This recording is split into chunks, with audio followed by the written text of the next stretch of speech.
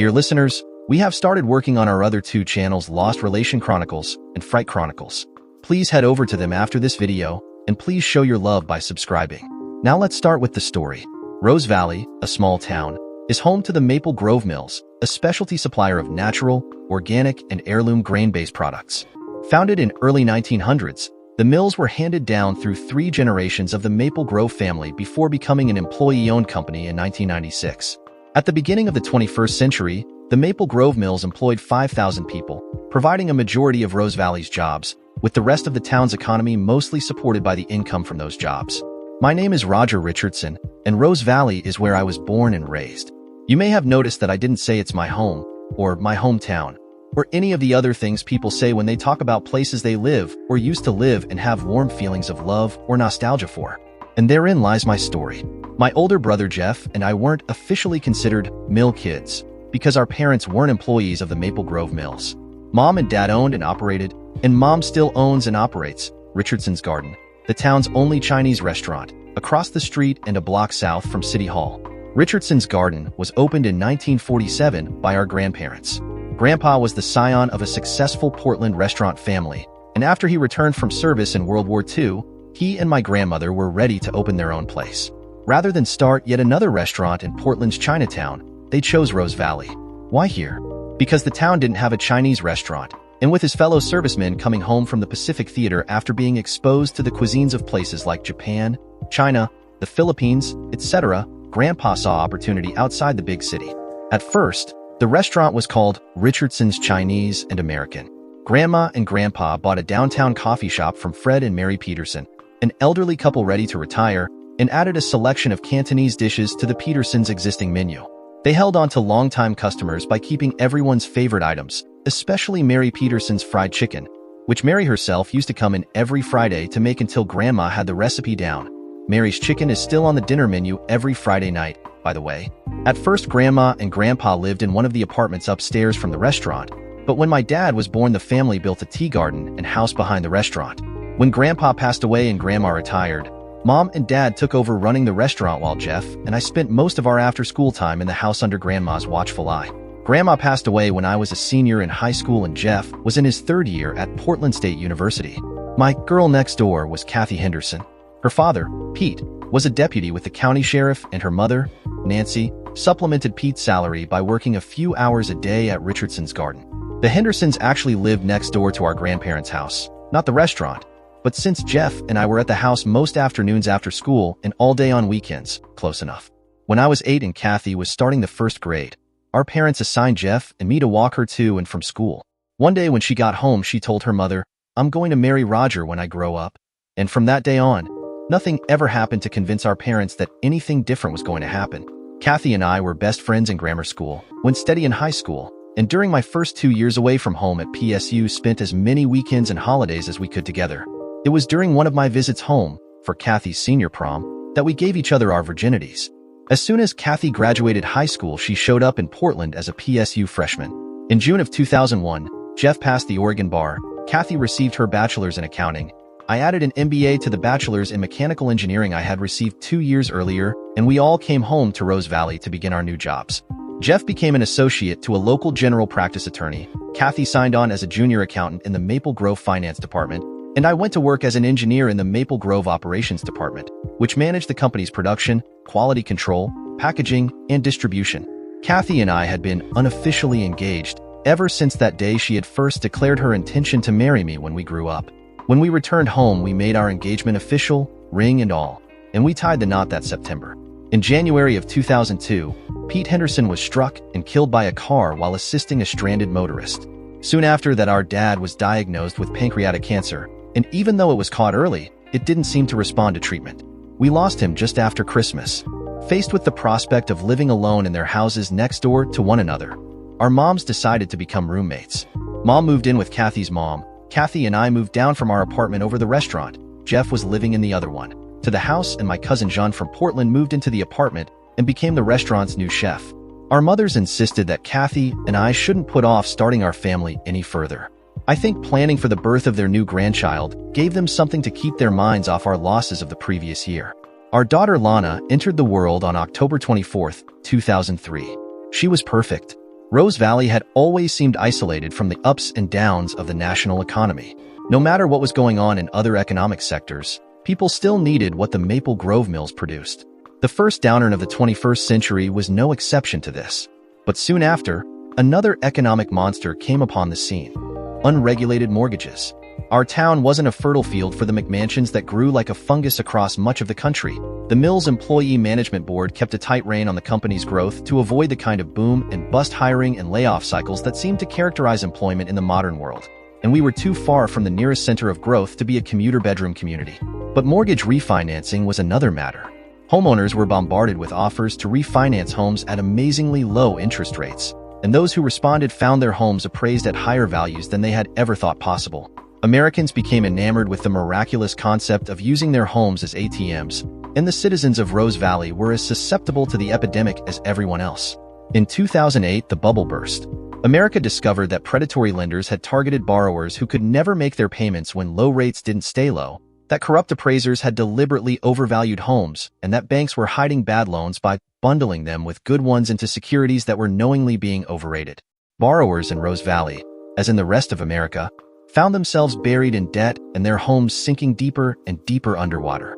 And that was when the worst predator of all made his appearance. His name was Daniel Moore, multimillionaire president of Moore Equity Partners, a private equity firm that acquired small companies and regrew them. And he seemed to appear as if by magic during the worst of the mortgage crash. To Rose Valley homeowners being hounded by lenders threatening foreclosure on their underwater mortgages, Moore Equity's offer to buy the Maple Grove mills was like throwing life preservers to the passengers of the Titanic. The company quickly divided into two camps, for and against accepting the buyout offer. I was among those who argued against. Congress and both candidates in the presidential election were already starting to talk about passing some sort of debt relief. And it seemed premature to be jumping from using homes as ATMs into doing the same with the town's primary source of jobs. And the amount offered was lower than most business analysts thought the company should be worth. But most of all, to be blunt, Moore was a swaggering, arrogant a-hole, and there was something about him and his people that simultaneously pissed me off and made my skin crawl. But the money being offered, divided amongst the employee owners, would be enough for people to get out from under. Most of the proceeds people received would go to the lenders, but their loans would be paid off. And Moore and his partners offered all sorts of optimistic projections about how much they could grow the company and bring real growth to Rose Valley's stagnant local economy. Those of us who opposed the sale were outvoted, and at the end of October 2008, the 102-year history of the Maple Grove Mills as a locally owned and operated Rose Valley company came to an end and the company became Maple Grove, Inc. Problems began almost as soon as the new management was in place. Local family farmers who had sold to Maple Grove for generations found themselves forced to lower their prices or lose sales to out-of-state suppliers, and even if they agreed, payments took longer and longer. Production was ordered to increase speed, and quality inspectors were overruled when they wanted to halt the lines to fix problems. Even the packaging started coming from unfamiliar sources and was of cheaper quality. Distributors and retail outlets started complaining about product quality. But month after month, finance kept reporting a healthy increase in sales and profits, so nothing was ever done. The new management said it was just a reflection of the degree to which the old Maple Grove had gold-plated its products to the point where they weren't bringing in an optimal return on investment. It just didn't make sense to me. How could management that was just so obviously stupid be running the company profitably? Maybe it was because I had grown up watching Robert Maple Grove and my father throwing back shots of single malt and rice baijiu every Friday night as a kid, or the sage advice both men had given Jeff and me during our teen years about never giving anything less than our best efforts, or maybe it was the little voice in my head that kept telling me that what we were being told just didn't make any sense, but keeping my mouth shut and my head down while the more management turned what used to be a high-quality line of products into utter crap just didn't sit well with me. I persisted in raising issues, and as time passed, the idea of walking away from a job I found myself less and less able to take pride in, and joining Mom in running Richardson's Garden was starting to sound better and better to me. The worst thing about what was happening at Maple Grove was that Kathy didn't seem to think there was anything wrong. Okay, so the quality of our product wasn't what it used to be. Maybe consumers really didn't care if their flours and meals were made from lower quality ingredients, weren't as consistently milled as they used to be, and weren't as well packaged as they used to be. After all, sales hadn't suffered and revenues were actually up, weren't they? "We're not owners anymore, Roger," Kathy would say. "We just put in a day's work and collect our checks now, unless you keep stirring things up the way you are." The less said about Kathy's reaction to my thoughts about quitting Maple Grove in favor of the restaurant, the better. They weren't pretty. As time passed, there was less and less shop talk between us. But Lana was a good listener, even if her solution to all of Daddy's sad moments was a tea party with dolls. January of 2009 saw the inauguration of a new president. A month later, federal programs were passed to modify and refinance troubled home mortgages to reduce payments and foreclosures. Economists and politicians still argue about whether these programs were successful, so I won't say that Rose Valley's mortgage foreclosure crisis could have been resolved without the employees of Maple Grove Mills cashing out their ownership of the company. But to this day, the fact that we couldn't persuade them to try still sticks in my craw. By the summer of 2009, it had become obvious that the economy wasn't in just another recession. The domestic uncertainty of the war on terror, 2 foreign wars, the near crash of the stock market, the bursting of the housing bubble, and the epidemic of mortgages gone bad had been labeled the Great Recession, and America was hemorrhaging jobs. So it didn't come as a surprise to anyone that despite continuing to report record sales and profits, layoffs came to Maple Grove for the first time since the Great Depression of the 1930s. There was a lot of big talk from management about how the reductions would, hopefully, not be long-term and about severance benefits. But it did not go unnoticed that the 30% or so of Maple Grove's employees who lost their jobs consisted almost exclusively of those who had voted against the sell-off to more equity partners the year before and shown reluctance to go along to get along with the new management. So you'll get your wish about becoming kitchen help after all, Kathy sneered as we waited for my turn at the guillotine. Her tone was anything but sympathetic. If anything, it was mocking. I let it pass. There was just no point in another of those exchanges. My time was better spent with Lana and her dolls. By the time my call from HR came, I was ready to leave. Never mind the separation benefits speech, Sharon, I told the HR manager as I walked into her office. I'm not going to sign the non-disclosure agreement or the release of claims waiver. Just hand me the state-mandated checks for my last week and my unused vacation and get my COBRA forms into the mail and I'll be on my way. I'm sorry, Roger, Sharon said sadly. Sharon Metcalf had been Maple Grove's HR manager since before I had joined the company. A usually smiling woman about my mom's age, she was the company's unofficial den mother, and like me had voted against the Moore buyout. I had no doubt that she felt just as bad about what was happening to the company as I did. But there's a lot I'm supposed to go over with you. Well, what are they going to do to me if I refuse to sit through it? I asked with a shrug. Fire me? Save a place for me on the unemployment line? Sharon sighed as she handed me my severance packet. She obviously expected that once she had delivered everyone else's, there'd be one for her as well. Come by the restaurant when you don't have to worry about being accused of fraternizing with the enemy anymore, I told her. Dinner and an umbrella drink on me. Deal. We shook on it, and she even kissed me on the cheek before I left. I had removed all the personal property I wanted to keep from the office weeks ago, so I just said, let's go, to the security guard whose task it was to escort me from the building. Got into my car and headed for Lana's school. A tea party with dolls sounded like just what I needed right about now. I got to the school as classes were breaking for lunch, and after stopping in at the office to arrange a family emergency release for the rest of the school day, buckled Lana into her car seat and headed for home. Kathy didn't answer her phone when I called, so I had no idea if she knew I'd been walked out the door. I made a quick call to let the grandmas know that they wouldn't need to pick Lana up after school as they usually did, headed for home, and figured we'd all have a family meeting about it when Kathy got home. Something didn't feel right when we got home. Maybe I just wasn't used to seeing the house empty, especially at midday. Or maybe that day everything in the world just felt not right. It wasn't as if the house had been stripped, or there were drawers or closet doors left open. I'll probably never know why it felt the way it did. But the note on the kitchen table left no doubt about what wasn't right. You had to do it. You just couldn't let it go and now you're fired. I'm not going to end up supporting your dream of being kitchen help. I'm leaving you for someone who can do better for me and Lana. You can keep everything. I don't want any of it. Don't bother to look for us. We're gone and you'll never find us. Sign the papers when you're served and don't make problems, or you'll never see your daughter again. Crap, I muttered to myself and hit Jeff's speed dial. Jeff, I got fired today and Kathy's gone. She left a note that says she's taken Lana and if I don't sign divorce papers I'll never see her again. But I picked Lana up before I came home and she's with me. Get out of there right now, Roger, Jeff said. Don't wait for the papers.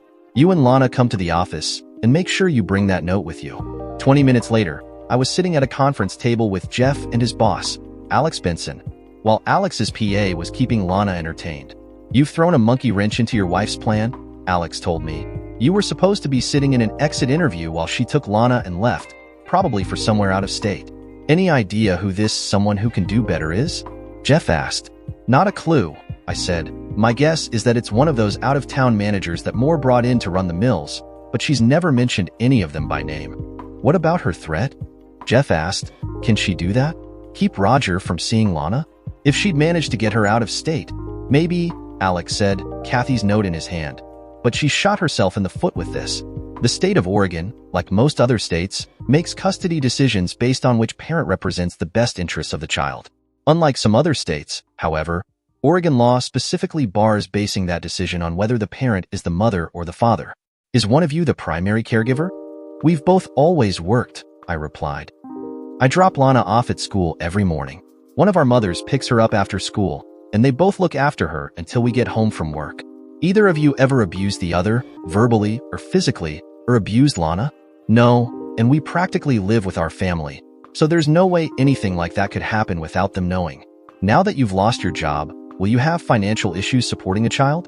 I've always had a fallback in the family business. And if Lana is living here, she's got 2 grandmothers for a support system. And an uncle, Jeff added. Then the biggest factors the court will consider will be attitude of parents toward the child, and the willingness and ability of each parent to facilitate and encourage a close and continuing relationship between the other parent and the child. And this, Alex said, waving Kathy's note, is going to be Kathy's kryptonite. Threatening to withhold access to a child to force your spouse to sign divorce papers will be the opposite of encouraging a close and continuing relationship in the eyes of the court. And so we filed a counterclaim, arguing that Kathy's plan to abscond with our daughter and use threats to withhold visitation to extort my signature on the divorce papers, a plan that was only thwarted by my unexpected early departure from being terminated from my job, was evidence that granting her any form of custody was not in the best interests of the child. The court granted me temporary custody pending a final decision, and we prepared to do legal battle. The high-priced legal team that appeared in court to argue against us quickly revealed who Kathy's someone who can do better was. Daniel Moore. But you saw that coming, didn't you? I've already told you my opinion of Daniel Moore. He thought he was smarter, richer, and more powerful than you. So you should just lay down and let him walk all over you. Or rather, let those he hired to walk all over you do their jobs, because walking all over you himself was beneath him. But where our divorce was concerned, Moore's wealth, his power, and most importantly his attitude all ended up working against him. Alex decided that Jeff should take the lead and be my attorney of record while he served as advisor and took care of the rest of his and Jeff's clients. We'd be 2 brothers standing together against Moore's school of legal sharks, a pair of Davids against an army of Goliaths.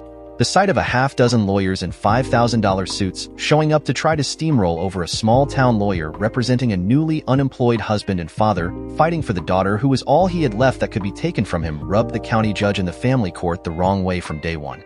The fact that the newly unemployed husband and father was being divorced and sued for custody by a wife who had left him for the wealthy man who had so recently made the husband and father unemployed and was paying for the half-dozen lawyers in $5,000 suits did nothing to relieve that first impression. When the mother of the wife who had left the newly unemployed husband and father angrily declared to the court that she would be happy to help her son-in-law care for her granddaughter, but wanted nothing to do with her own daughter, some of those lawyers in $5,000 suits started to look nervous. And when copies of the wife's "Screw You, Loser Kitchen Help" farewell note threatening to keep the husband and father her lover had made newly unemployed from ever seeing his daughter again were distributed in court, the half-dozen lawyers in $5,000 suits looked as if they'd rather be anywhere else but in that county judge's family court. Ultimately, the judge took Kathy's note at face value. She ruled that Kathy had relinquished all claim to our marital assets, not that there were all that many marital assets to claim. Our house was in my mother's name, as was the family business, so the assets consisted of our cars, IRAs, and the contents of our savings and checking accounts. But most importantly, the judge agreed with Jeff's argument that Kathy's threat was evidence of a negative attitude toward her own child and a clear unwillingness to facilitate and encourage a close and continuing relationship between the other parent and the child. She granted full custody of our daughter to me, allowing Kathy unlimited visitation, but only with court-approved supervision. Kathy stared daggers at me as she left the courtroom, and Moore, who had shown up only on the last day of proceedings, probably expecting to bask in the triumph of my defeat and humiliation, had the shocked look of a hulking bully who had just been beaten by a 98-pound weakling. We closed the restaurant that evening for a private celebration, though I seemed to spend most of the evening hugging a crying Nancy Henderson, thanking her for her support in court and assuring her that I didn't feel that what Kathy had done was in any way her fault. A couple of weeks after our divorce was final, Kathy became the fourth Mrs. Daniel Moore, and the happy couple made their home in Los Angeles. Kathy actually sent her mother a wedding invitation. Nancy's reaction was colorful and became characteristic of their relationship from that point on. Kathy flew back to Oregon in Moore's private jet every week, but her visits with Lana became problematic. The court readily accepted Lana's grandmothers as court-approved supervision, but their home, the house Kathy's parents had raised her in, proved to be unworkable as a visitation location. Kathy and her mother kept getting into screaming arguments every time Kathy visited, the last of which ended with Nancy calling her daughter an evil 304 she was ashamed had ever come from her womb, and declaring that Kathy should never again dishonor her sainted father's memory by setting foot in his house. We moved visitations to the restaurant, where we rearranged one of our 2 private dining rooms into a play space. Nancy was more restrained in the presence of the staff and customers, but every time Kathy came, she took up a position at a table just outside the door, just in case she tries to do something she shouldn't. My idea about going back to the restaurant turned out to be premature. The reality was that having grown up in the business, there wasn't all that much left for me to learn about running it, and until my mother was ready to retire, I wasn't needed there full-time. And since Mom's opinion of retirement was that it was waiting to die, retirement wasn't going to happen anytime soon. So when Marty Ball, my former boss from Maple Grove operations who had been fired at the same time as me, stopped in one day to tell me that he and some of the other fired Maple Grove managers were getting together to talk about starting their own business and asked if I would be interested in joining them, my answer was an immediate, hell, yeah. The idea behind the new business, which we named Falcon, after the famous bird of prey. It was to bring the suppliers who had been lowballed or dropped as vendors by the new Maple Grove together to form a cooperative. We'd produce a high-quality product and market it to boutique natural food retailers who were increasingly refusing to carry the lower-quality, new Maple Grove products. Our foot in the door was that we were the management group from the old Maple Grove they used to have a good business relationship with. Since we didn't have any operations to manage yet, and if we ever did, Marty would manage them, I was tasked to apply my previously untapped MBA to devise a business plan we could present to banks to secure funding and a marketing plan to convince the people we wanted to bring together that we could actually sell what we proposed to produce. That was what I was working on the day the call came. Roger. Jeff's shouting voice came from my phone when I picked up. Where are you? Meeting in Pendleton. I replied, concerned at his tone. What's up? Kathy tried to take Lana. Nancy tried to stop her, and Nancy and Lana are both in the hospital. It's bad, Roger. You have to get back here. On my way. I shouted, and quickly broke up my meeting and ran for my car. I was about 70 miles from home, and probably broke every speed limit there was along the quickest route back. As I drove, Jeff brought me up to speed. Kathy had arrived for her visitation as usual, in a big, fancy car with a driver, who always waited in the lounge while Kathy was with Lana. But at the end of the visit, Kathy grabbed Lana's arm and started dragging her out the front door. Nancy tried to stop them, but Kathy's driver stepped up and blasted Nancy in the face with pepper spray, and as Nancy started screaming, the two of them exited with Lana in tow. Somehow, despite the searing pain and being nearly blinded by the chemicals in her eyes, Nancy ran after them. When Lana saw her grandma stumble and collapse in the street, she broke free from Kathy's grasp and ran back toward Nancy. The driver of the truck wasn't speeding, talking on his phone, texting, or doing anything else he shouldn't have been doing. But the realities of human reaction time and braking distance meant there was never any chance of swerving or stopping his huge, heavily loaded truck in time. Much later, I would learn that the truck's trailer was boldly emblazoned with the logo of the new Maple Grove Mills. My mother-in-law, Nancy Bridget Henderson, died in the emergency room shortly after I arrived at the hospital. She was 58 years old. My daughter, Lana Ann Richardson, lingered in a coma for 8 days before her tiny body gave up fighting for life. She would have been 7 in another month. I checked out after that. I remember the doctor telling us Lana was gone. The next thing I knew, it was 2 days later, and I was in the restaurant kitchen cutting up a chicken. It should have been disquieting to suddenly find myself with a razor-sharp cleaver in my hand and no memory of how it got there, or how I got where I was, but at the time it just didn't seem to register. Apparently, Mom and Jeff had sort of hovered over me and made sure I didn't do anything to harm myself with sharp things as they waited for me to get hold of myself. I guess I did, but at the cost of not being able to feel much of anything for a very long while. Arrangements were made for 2 more family funerals. I was surprised when I was informed that there were papers recently signed by Nancy naming me as her next of kin for all legal matters and a will leaving everything to Lana and/or me, but it was something Chinese with that Nancy had picked up from spending so much time working and living with my mom. I had married the daughter of a family with no sons, and Nancy had disowned her daughter for leaving me. So the duty of making Nancy's final arrangements and disposing of her estate fell to me as Nancy's son. I couldn't live in the house anymore. There were just too many memories, and they were all just too raw. I took Jeff's apartment, and he and cousin Jean argued over who should take the house. Jean prevailed by insisting that he had to be close to his kitchen. So Jeff ended up being the one living alone in a 3-bedroom house. Mom was technically living alone in Nancy's house, which was now legally mine, but she was spending most of her time in the restaurant or with me in my apartment and only going back to the house to sleep. Kathy and her driver had been arrested at the scene the day of the accident when the restaurant staff and witnesses on the street told police what they had seen. The DA charged Kathy with custodial interference in the 1st degree and her driver with kidnapping in the 2nd degree for their attempted abduction of Lana, and the driver with assault in the 3rd degree for macing Nancy, all felonies, which enabled her to charge them both with 2 counts of felony murder for the deaths of Nancy and Lana. They were both facing mandatory prison sentences as high as 25 years. And when the DA had Jeff and Alex appear at their arraignments to provide the judge with information about Kathy's previous threat to take Lana and the fact that Kathy had left me for a multimillionaire from out of state and her driver was employed by that same person, both were deemed flight risks and denied bail pending trial. I need to tell you that they probably won't be convicted on these charges, the DA told us, though I certainly think they're guilty of them. The vast majority of cases like this end in plea bargains. I don't suppose there's any chance of tying more to this, Jeff asked. It had to be his money behind it. I doubt it, but we could take a shot at offering them more generous plea bargains if they'll implicate him. If you think you can get them to do that, try, I said, still devoid of emotion. Otherwise, nothing you do can bring Nancy or Lana back, and I don't care. The DA proved to be correct. Neither Kathy nor the driver could implicate more, and they eventually entered guilty pleas to 2 counts of 2nd-degree manslaughter. With concurrent sentencing, they'd be eligible for parole after serving the state-mandated minimum sentence of 6 years and 3 months. I chose not to speak or submit a victim statement at either of their sentencing hearings. I've heard that some people feel a sense of satisfaction, justice, or closure when those who have harmed them or those they love are sentenced. I felt nothing. The first months after that were a blur. When I was working, whether in the restaurant or on Falcon Business, time seemed to fly by. When I wasn't, it slowed to an interminable crawl. The nights were the worst, and sleep was hard to come by. I finally decided that flying by was better than crawling, and worked as much as I could. I was digging a hole in the tea garden to plant a new shrub when my phone rang. "Hello," said a female voice with an accent. French, I thought. "My name is Sophie Solis. Am I speaking to Mr. Roger Richardson of the Falcon Group?" "Yes, you are," I replied.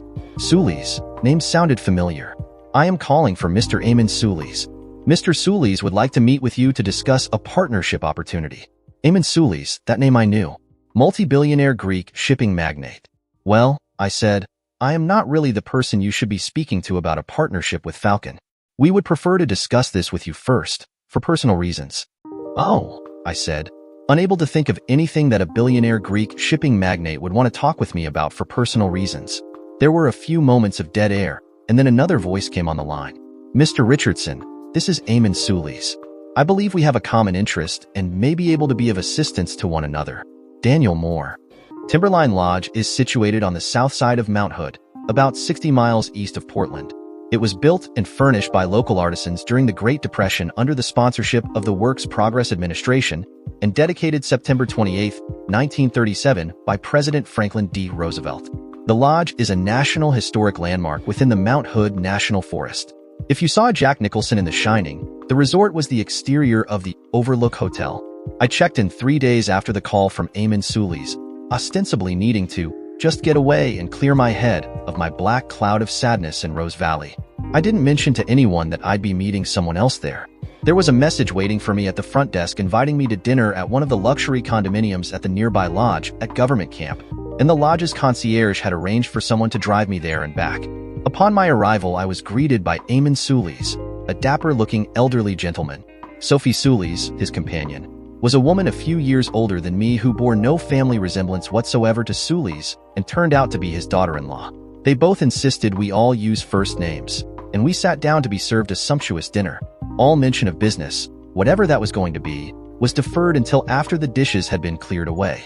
Your recent experiences with Daniel Moore are known to us, Eamon finally began. But I doubt that Sophie's and my experience with the man are known to you. Daniel Moore is responsible for the murder of my son, Armand, Eamon flatly declared, Sophie's husband. Eamon Sulis was a man with a checkered past.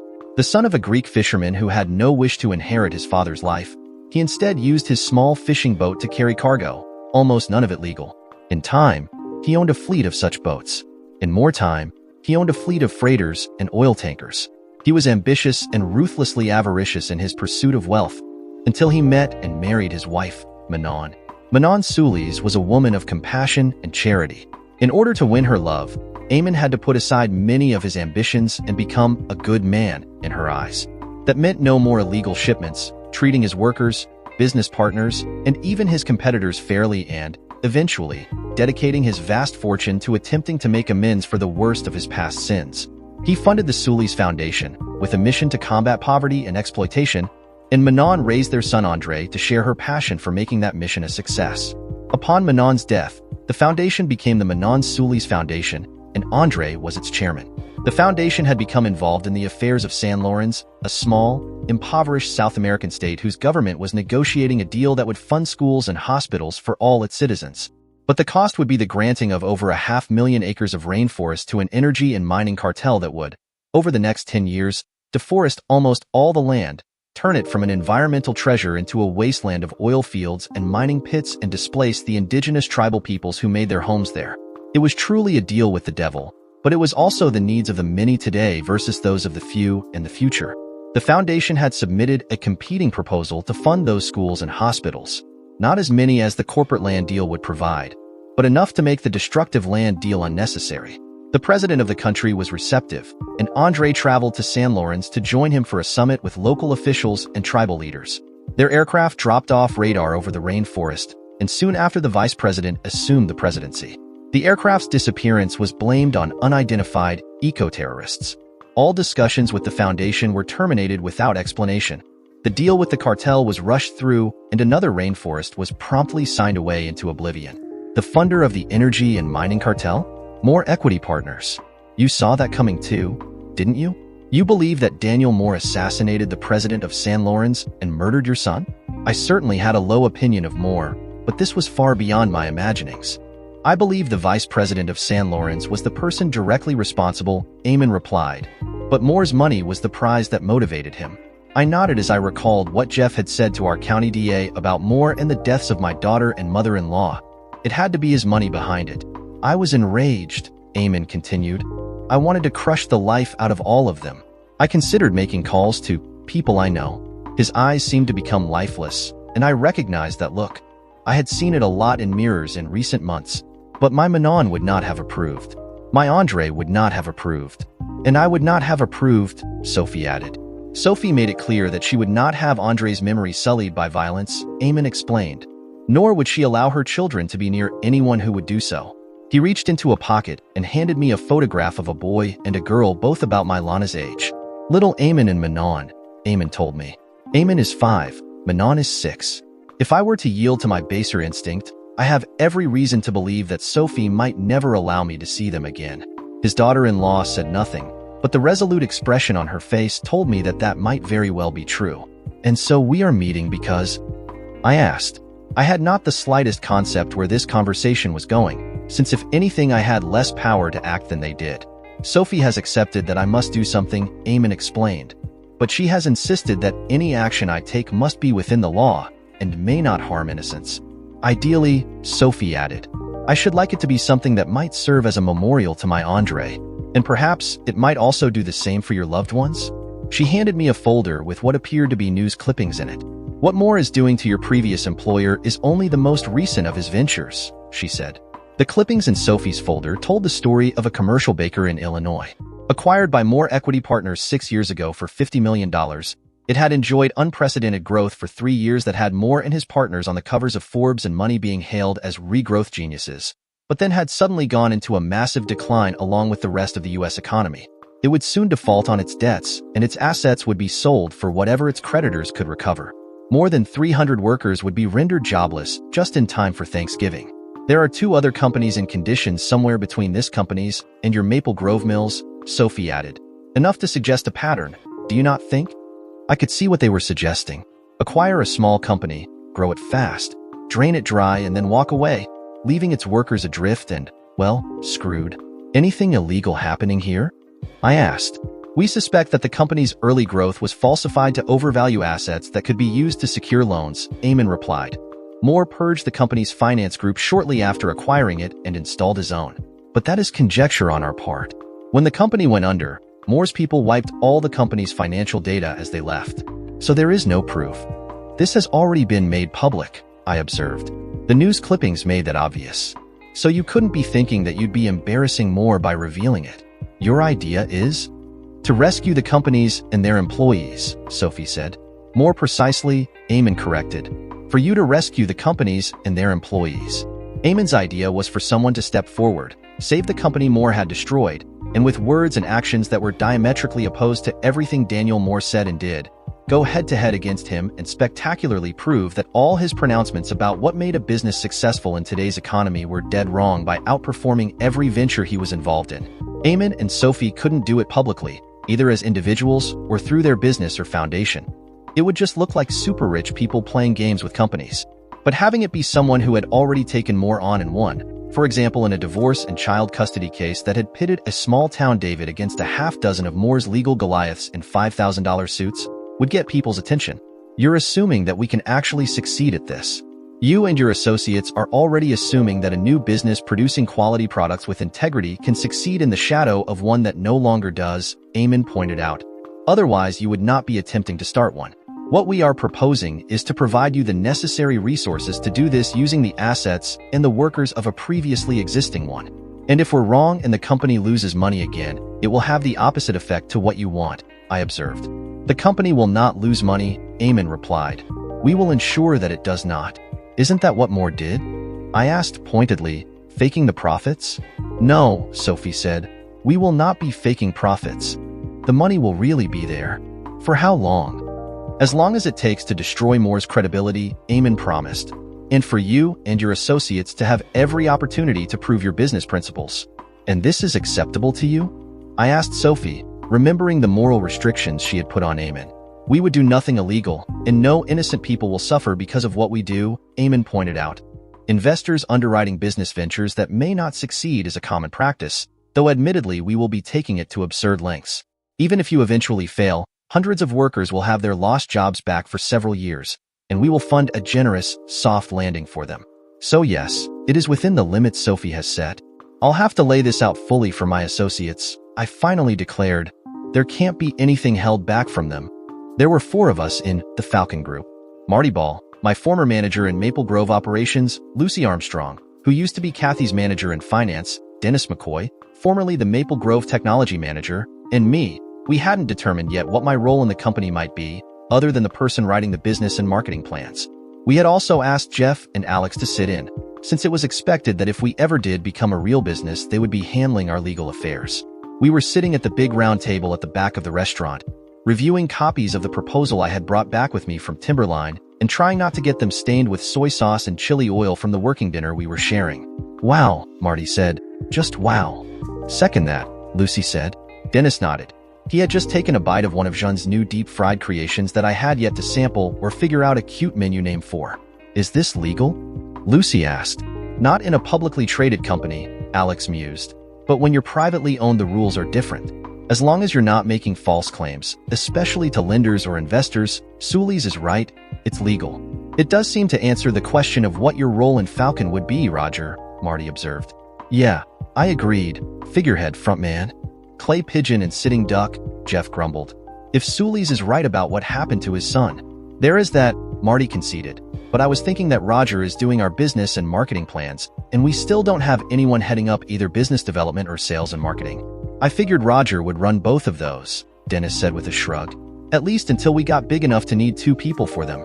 I mean, he's the one with the MBA.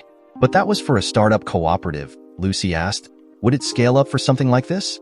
This company was like Maple Grove before they were acquired, I pointed out. They already had people in these roles. Suppose some new owner called us and said, come home and help us put Maple Grove back the way it was? Wouldn't we all go back? Saving companies like Maple Grove and the jobs of a lot of people sounds great, Jeff argued. But let's not forget Sully's real goal here. He wants to ruin Moore's credibility in the business world.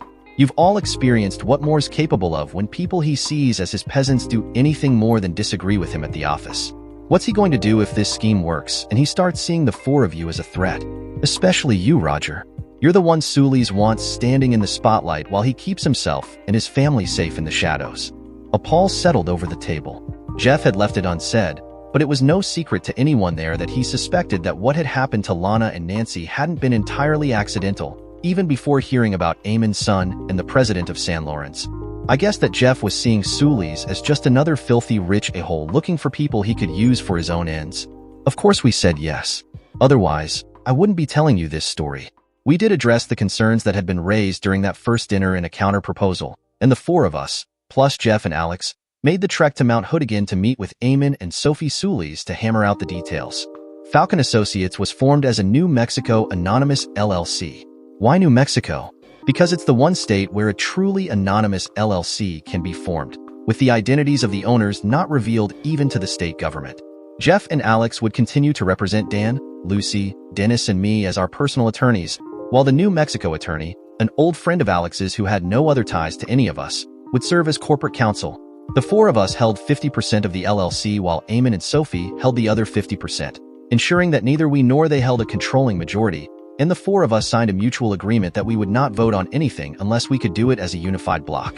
To anyone outside the inner circle of the LLC, Dan, Lucy, Dennis, and I would be presented as employees of Falcon Associates. Dan would be Director of Operations, Lucy Director of Finance, Dennis Director of Technology, and my title would be Managing Director. The discussion of whether I would be just the official talking figurehead or actually directing business development and marketing was shelved until we determined what resources we might find available in the companies we were going to try to rebuild. We would each draw the same salary of $250,000 per year, generous compensation but not entirely out of the range of credibility for a high-risk startup, with a conventional set of executive benefits for ourselves and our families. What was unconventional was what was added to address Jeff's concerns about safety. We and our families would have a 24/7 hotline to an executive security firm who could provide armed security anytime it was needed. Lucy and Dennis would keep out of the public view as much as they could because they had spouses and children. And if things did go worst case, we would each have $10 million life insurance policies. A week after we signed the agreements, Eamon informed us that our salaries and benefits were active, and that Falcon Associates now had a working capital of $100 million with an additional capital reserve of another $100 million. Lucy nearly hyperventilated when a courier delivered the verified financial statement. It was probably only a small portion of Eamon's wealth, but it was more money than any of us had imagined we'd ever have access to. 3 weeks later, the Illinois baking company shut its doors, throwing 316 workers onto the unemployment rolls.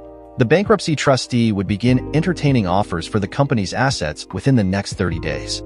Falcon Associates, LLC announces successful bid to purchase assets of Pathway Bakeries Incorporated. Albuquerque, New Mexico, December 3, 2011. AP Newswire first call via Comex News Net. Falcon Associates, LLC today announced that the U.S. Bankruptcy Court for the District of Delaware has approved Falcon's bid to purchase substantially all of the assets of Pathway Bakeries Incorporated of Kelton, Illinois.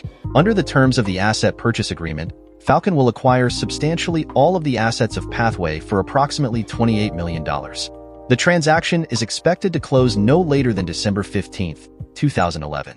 Falcon will use private capital investments to fund the acquisition. "We're excited about this acquisition," commented Roger Richardson, Managing Director of Falcon LLC. "We are looking forward to reopening the Kelton, Illinois production facility, where we intend to produce Pathway products. In our opinion, the old Pathway's last owners cultivated a toxic business culture that placed profits above people and quality and eventually led to the company's demise," Richardson said, then added, "It is our intention to forge cooperative and mutually respectful relationships between management, employees, suppliers, and customers, and build a new Pathway that we can all be proud of." Source: Falcon Associates, LLC. Take that, Daniel Moore. First shot fired. Buying the assets of a bankrupted business is an incredibly complicated process. You don't just breeze into a trustee's office, lay down a pile of money, and walk away with the ownership papers. If you're not an expert at steering your way through an endless maze of red tape and legal landmines, don't even try doing it yourself. Find someone with the necessary expertise to do it for you, which is what we had our New Mexico council do. Kelton Record Chicago Tribune, Monday, December 6, 2011. Tiny Kelton has been struggling. Illinois has lost over 130,000 manufacturing jobs since the recession began in 2007. The outlook in Kelton became especially bleak in early October when the Pathway Bakeries plant was closed by its out-of-state owner, Moore Equity Partners. Workers at the bakery said they felt betrayed when Moore at first said there would be more work in a day or two, but then changed the locks. Rena and Andy Dean were both thrown out of jobs.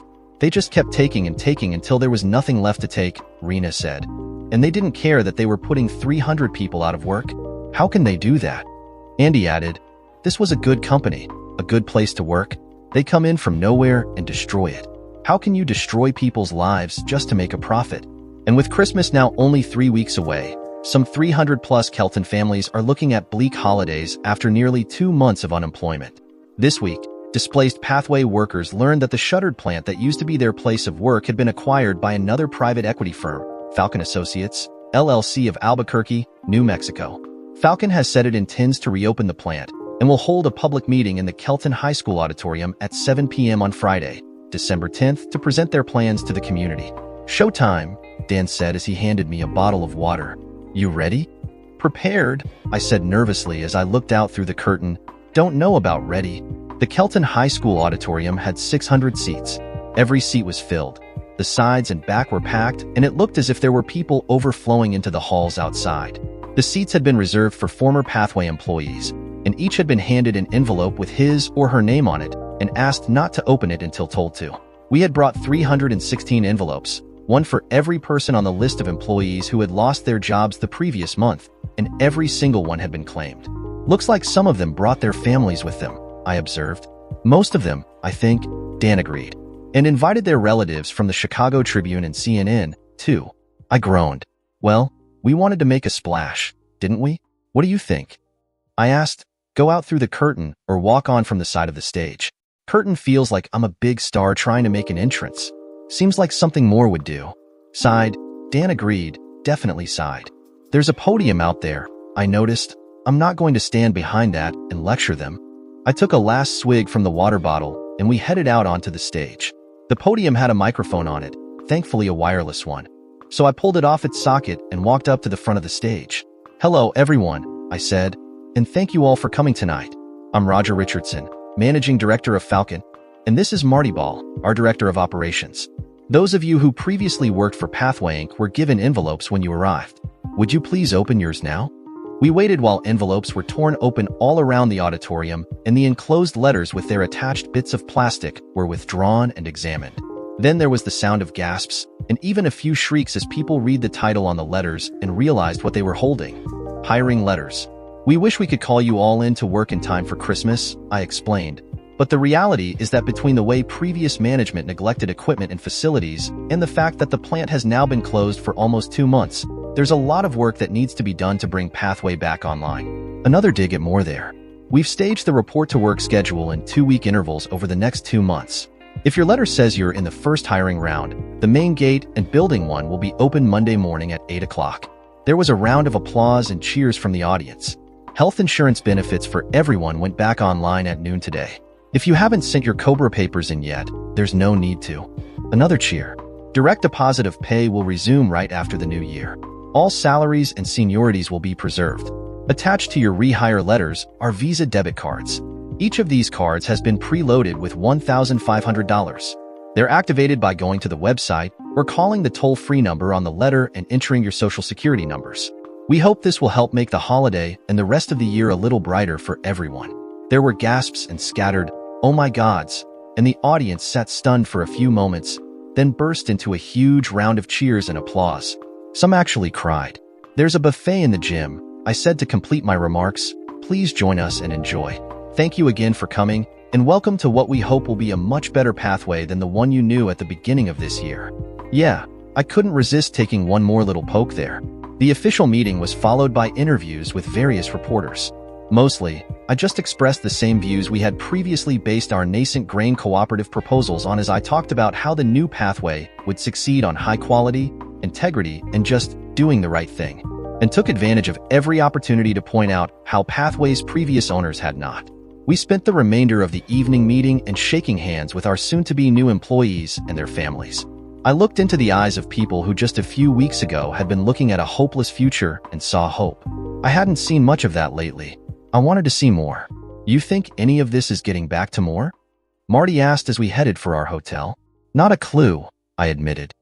But it feels pretty damned good. Yeah, Marty agreed. There is that. Rising from the ashes, Falcon gives displaced Pathway workers $1,500 gifts. December 12, 2011. Kelton Record Chicago Tribune. A company reopening the former Pathway Bakery in Kelton, Illinois, stunned displaced employees by presenting them with $1,500 Visa gift cards. Albuquerque, New Mexico-based Falcon Associates will begin operations next week at the former Pathway plant with a staff of 70. More than 300 employees lost their jobs when Pathway filed for bankruptcy in October. Falcon says it hopes to have all employees back on the job by the end of February. Mary Gladden, a worker at the bakery, had been preparing her children for a very modest holiday. They said they understood, Gladden recalls. You always want to give them more, but I didn't think I would be able to. Now she can. I was crying, Gladden says of the gift. Who are these people? They don't know me. They don't know any of the Pathway people, and they come and do this. Each former Pathway employee received a gift card at a meeting Friday at the Kelton High School. We are a new company, Falcon Managing Director Roger Richardson told the Kelton Record. We don't have a history people just can look up.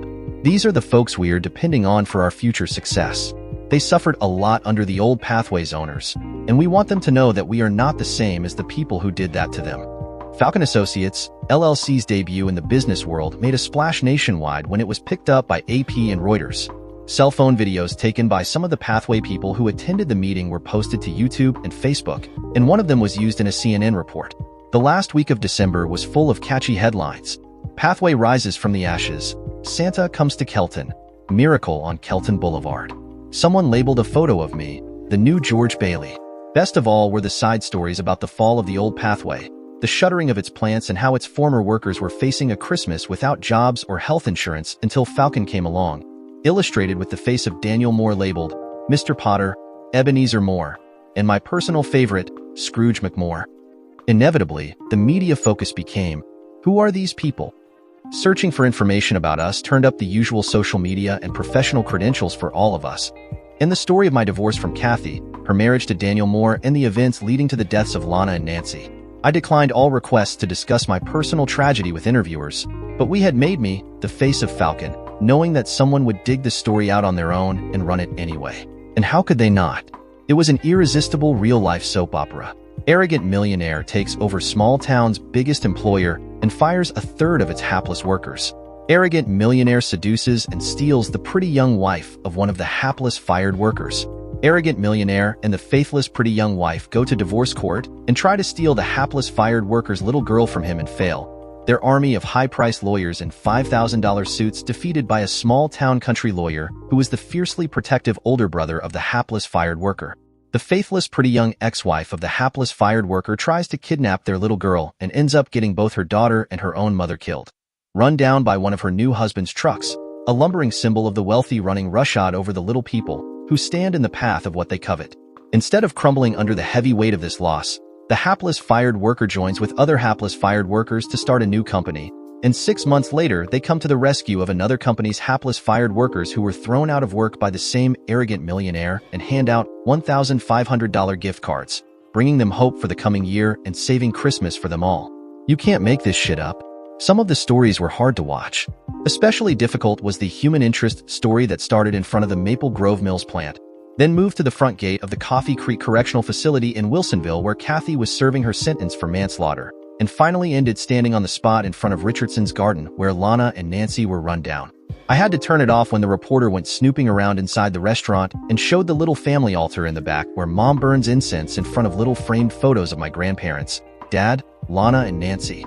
Jeff swore he wasn't behind the reporter and camera crew who ambushed Moore coming out the front door of his holiday-festooned high-rise condo building in downtown LA and asked him if abducting Lana and assaulting Nancy had been his idea and if he felt any responsibility for their deaths and his wife's current incarceration. Moore screamed something that was mostly unintelligible, but I thought I made out failing and losers. It was the sharpest jab anyone had scored on the a-hole yet. So if Jeff did whisper something in someone's ear, I guess I can live with that. The answer to the question of whether I'd just be the mouthpiece for the new pathway or be hands-on with business development, marketing, and sales turned out to yes. As I had anticipated, Pathway's previous, non-more managers were eager to return, but they needed some handholding to make a transition from merely thinking about restoring the old pathway to building a new pathway that could fill consumer needs in markets that had existed either barely or not at all when Moore had acquired their company 6 years ago. And even though the Falcon strategy had been formulated by all four of us with input from fired Maple Grove marketing analysts who we hired as consultants, as the person who had stood on a stage before the entire company, handed out those $1,500 Christmas gift cards, and made all those statements about how we'd all build the new company together, it fell to me to make the pitches that would fire up people's enthusiasm. It ended up taking 4 months to get the shuttered pathway plan up to full working order. Part of the delay was because Moore and his people had utterly neglected just about everything required to keep it running. There were numerous safety violations that had to be corrected, loads of deferred maintenance on equipment, and some equipment that flat out had to be removed and replaced. This included the offices as well. Every computer was at least 4 years old, so we just replaced them all. Dennis removed the hard drives from every decommissioned workstation, laptop, and server and stored them for a secret data project. More about that later. And then we donated everything else to the local school system and to various local nonprofits. We upgraded our rehired people as well. After the first of the year, every employee who was not yet called back to full-time work was signed up for some kind of training. Some updated their skills for their current jobs, while others learned new skills that would enable them to handle the new equipment we were adding, such as robots. Are these robots going to mean job cuts? The union rep on our new management board asked. The plan is not fewer people, Marty explained, but higher output using the same number of people. The company we used to work for maintained essentially the same headcount on the floors for over 30 years. But in that time, we more than doubled our output. No growth? One of the finance reps asked. Not in headcount, Marty replied, but in everything else, yes, there was growth. The population of our little town didn't change significantly either, I pointed out. Some people said the company and town were stagnant. We called it stability. They had layoffs, the union rep pointed out. It was a purge, I said, making no effort to mask my bitterness. They swept out everyone who had opposed their takeover of the company and wasn't willing to be a team player as they turned the place to crap. There were nods all around. Are you confident we can sell twice as much Pathway product as we used to after what happened to our quality the past few years? Asked a marketing rep. Not right away, I admitted. Not until we can show customers we lost that the old Pathway quality is back. Pathway is back, and even better than you remember it, is going to have to be the basis of our customer outreach for some time on the old standbys. But we aren't going to just sell the old Pathway standbys. We're lining up some private label contracts that will keep the floor humming. And there are new product categories Pathway can move into: organics, high-end sugar-frees, gluten, and grain-free. These weren't significant markets when Moore management took over and they ignored them, but demand is starting to grow, and we can help it. We're not going to just stop ignoring change and start keeping pace with it. We're going to be part of it. If you follow this business, you probably already know that the U.S. market for gluten-free products grew more than 60% during the 4 years that followed this conversation. The new Pathway GF product line we introduced in the summer of 2012 brought in nearly a third of our total revenue and cemented my image as a prophet in the eyes of Pathway's marketing group. Meanwhile, the new Maple Grove mills, having fired all those marketing analysts we were using as consultants, totally missed the explosion in gluten-free product sales. The first year of new Pathway was, for me, a lot like the months I had worked on the Falcon Cooperative, but on a much larger scale. Instead of driving all over Oregon and Southern Washington developing new relationships with suppliers, distributors, and retailers, which I maintained as we added them to Pathway's list of potential business partners, I was flying all over the U.S. to work on both new and renewed relationships for Pathway. In many cases, the renewals were with businesses the old Pathway had alienated with poor quality product, late shipments, short shipments, billings for shipments never delivered, and non-payments for deliveries received. Even though we had rehired Pathway's marketing team and sales reps, everyone, and I do mean everyone, seemed to want to hear Pathway's new managing director personally repeat the promise that the people who had ruined their good relations with old Pathway as they ran the company into the ground were gone for good. And of course, I never missed an opportunity to stress that the old Pathway was more and our new Pathway was not. My cross-country public relations tour seemed to have a beneficial effect. Before long, our sales reps were reporting rising orders for returning products. We also signed several contracts to produce and package store-branded products that were similar, but not identical to what we sold under our own brand. You might think that would have us competing with ourselves on grocers' shelves, but since we weren't spending any of our own money to distribute store-branded products, they were shipped to the store chain's main warehouses, and distribution to their retail outlets was their responsibility, or to advertise them. Our net revenue per unit was actually pretty close to that of our own Pathway-branded product. Our business plan was starting to work. We held 2 meetings every quarter. The quarterly Pathway meeting was an all-hands for the entire company, the senior management in the company boardroom, and the rest of the company able to log into a secure web meeting using their employee ID numbers. As a privately held company, Pathway wasn't legally required to conduct such meetings, but we had promised openness, and we delivered. The quarterly Falcon meeting was closed door. Marty, Lucy, Dennis, and I in the boardroom, Eamon, Sophie, and Phil Barnes, our New Mexico corporate counsel on web. Alex and Jeff logged in as well, but generally were silent observers unless they heard something that they needed to weigh in on as our personal attorneys. As the majority shareholder, Eamon should have been our chair, but as he and Sophie had declared themselves silent partners in all matters except those directly related to Daniel Moore, the task of chairing the meetings rotated between the 4 of us who were on site at Pathway. "Call to order," Lucy declared. It was our 3rd meeting, the 1-year anniversary of the signing of the Falcon Associates partner agreement, 1 month remaining before the Q4 Pathway meeting, and it was her turn at bat. "Move to waive minutes of last meeting," she asked. "So moved," I said. "Second," Marty added. "Objections?" There were none. "Updates from last meeting?" We spent an hour going through our usual list. Sales, plant performance and upgrades, employee morale, technology projects, etc. "Last item," Lucy said as she hit the key to put her PowerPoint slide on the screen, "financials." There was silence. We were stunned. "Pathway will end Q4 in the black." "That's a year ahead of your projection," Eamon noted. "How?" "The Champion Markets contract," Lucy explained. "We're providing their entire line of store-branded hard-baked snack foods, and it was unplanned." "Unplanned?" "I met their CEO at the Grocers Association show in Vegas in February and gave him the full private label supplier pitch," I explained. "He was cagey about their plans at the time, but in March they announced a 7-state expansion into the Southwest. By the end of Q2, they had 20 new stores open, and their existing supplier was overloaded doing both breads and pastries and hard-baked snacks. So now that supplier has transitioned to doing just fresh-baked, and we're doing all their hards. Nobody lost any work, so it's win-win, and they even shared their recipes with us, so there's been no change in product that customers will notice. It's a 1-year deal with options, and the new Champion stores have been doing well," I added. "So it's looking good for sustainability."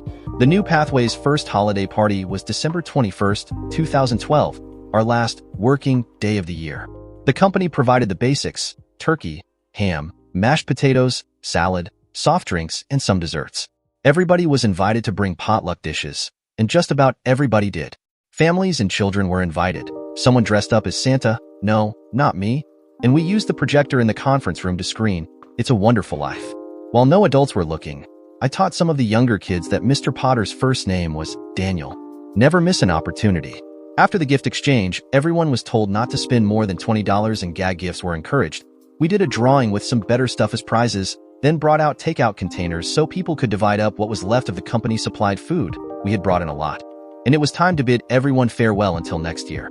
Before everybody heads off for the holiday, we want you to know how much we've appreciated your efforts this year as we've worked to build our new Pathway, I announced. And to let you know that when your last checks of the year are deposited or mailed to you, there will be a little something extra in them. Applause. Everyone applauds Christmas bonuses, right? It's going to be the same amount for everyone, I continued. And it's not a Christmas bonus. It's profit sharing. Rising from the ashes, Falcon distributes profit-sharing checks to Pathway workers. December 24th, 2012. Kelton Record, business page. A cheer rose up at the first holiday party of the newly reborn Pathway Bakeries when the managing director of the company's parent company, Falcon Associates of Albuquerque, New Mexico, announced a profit-sharing bonus at the end of the company's first year in business. The record has learned that each worker received $500. Pathway currently employs 325 full-time workers. As a privately held company, we do not comment on earnings, Falcon Managing Director Roger Richardson told the Kelton Record. Pathway's workers all gave 100% and more this past year, and Falcon has decided to show appreciation for that support by distributing the entirety of this first year's profits equally to all employees. We look forward to the coming year as we continue to build a new Pathway on the ruins left by the owners of its predecessor. Never, ever miss an opportunity. The next round of our war of words against Daniel Moore and Moore Equity Partners came from an unexpected source. The termination of 150 employees of the Maple Grove Mills had had a noticeable impact on business in Rose Valley, especially the more discretionary income-based businesses like restaurants. We used some of my Falcon salary to make sure all the restaurants' bills got paid, and with family benefits, Mom had company-paid health insurance. We even covered my cousin Jean by declaring him a member of my household, since he was related, lived upstairs from his kitchen, and our restaurant, apartments and houses were all part of the same family compound. It's good to be one of the bosses. A month after the party at which we announced profit sharing for Pathway employees, Jeff called me about a strangeness Mom had experienced at Richardson's Garden. Longtime customers who were still employed at Maple Grove were no longer coming in, but longtime customers who had been fired were, and they were buying a lot more takeout than they used to. It turned out that the fired employees were picking up food for their friends and relatives who were still working at the mills, because mill management had removed Richardson's Garden from the company's list of approved vendors for catering and suggested to employees that there would be repercussions if they continued to patronize the restaurant. Rumor was this had happened in early January and had resulted from an executive meeting in which a screaming, tantrum-throwing Daniel Moore reportedly shouted that he would ruin those chinks. I relayed Mom's discovery to Eamon and Sophie, and Eamon in his role as the architect of Falcon's Moore strategy called for a teleconference. "I think we're getting to him," I observed.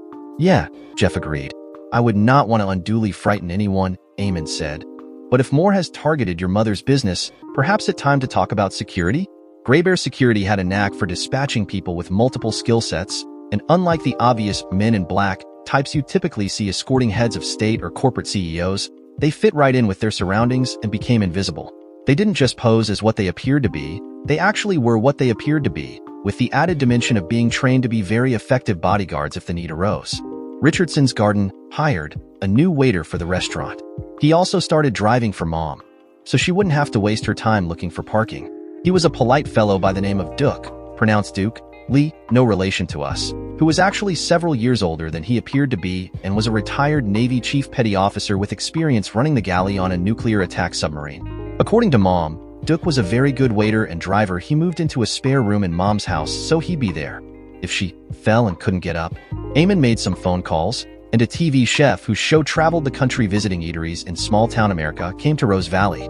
He made stops at the local breakfast house, the craft brewery, the artisan baker whose praise of the stone ground flour he used led to a visit to its source, an historic grist mill across the Columbia River in Washington. The TV crew made a point of showing the chef driving past the Maple Grove Mills but not going there, and, of course, Richardson's Garden. Mom and Jean pulled out all the stops and wowed their visitor with exotic selections from the secret Chinese menu that she and Jean created just in time for the shoot.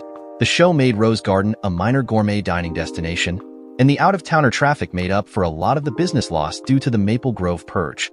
Word soon came to us that Moore had started throwing things when it got back to him that Richardson's Garden not only didn't appear to be suffering from his attempted embargo, but had actually expanded its staff.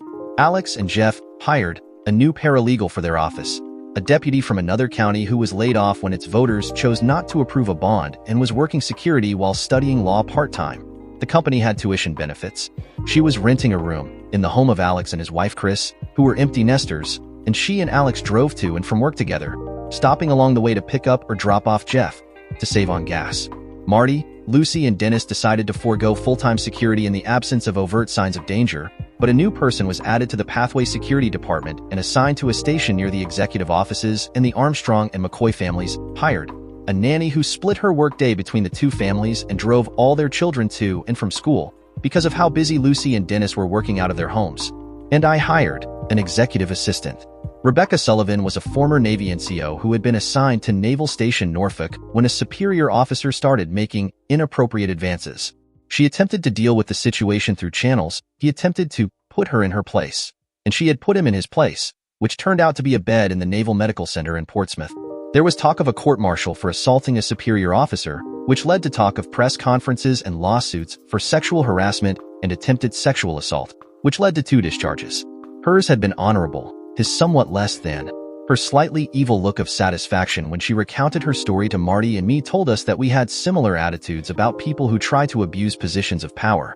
"She's perfect for you," Marty told me after we had handed Rebecca off to Maureen, the executive admin we had been sharing since the Pathway takeover. "Did you see her eyes when she talked about putting that brass a hole on his back?" That's exactly how you look when you talk about more. I had never had either a bodyguard or an executive assistant before, and didn't have the faintest idea what would constitute one who was perfect for me.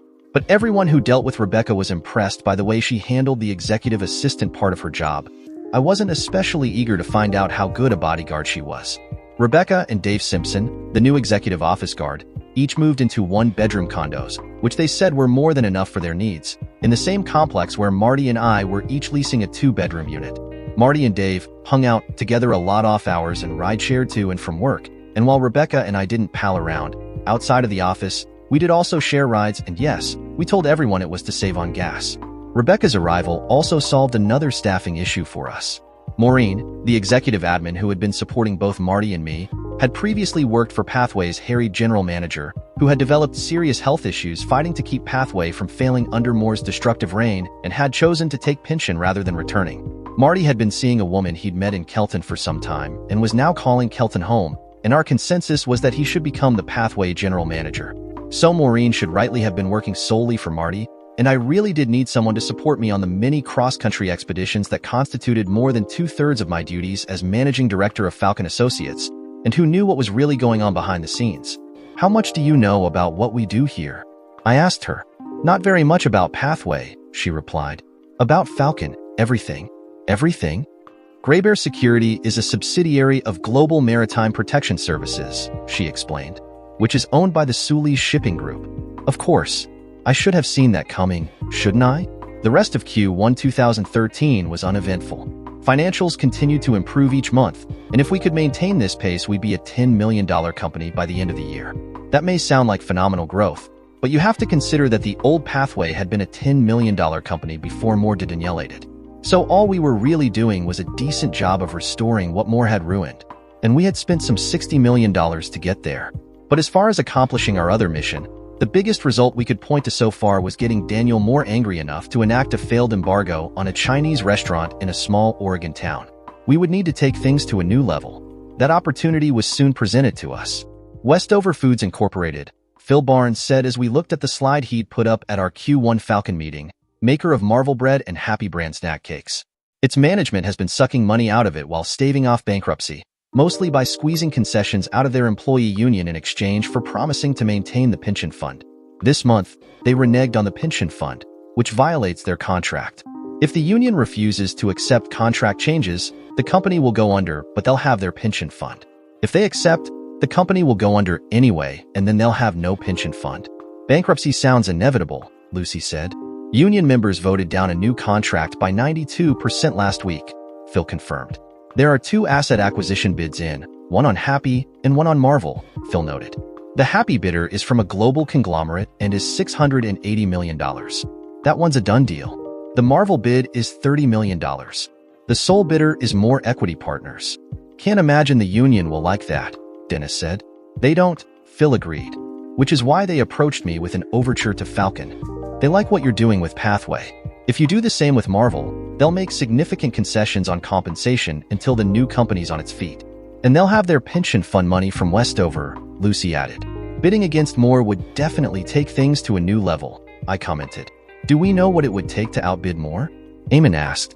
Moore's bid was presented as a take-it-or-leave-it offer, Phil replied. He's made some loud public statements about Marvel being a piece of crap loser company, and how he's the only one who will ever bid on it because nobody else could ever fix it. So we make him look bad just by trying to buy Marvel after he predicted that nobody else would, I reasoned.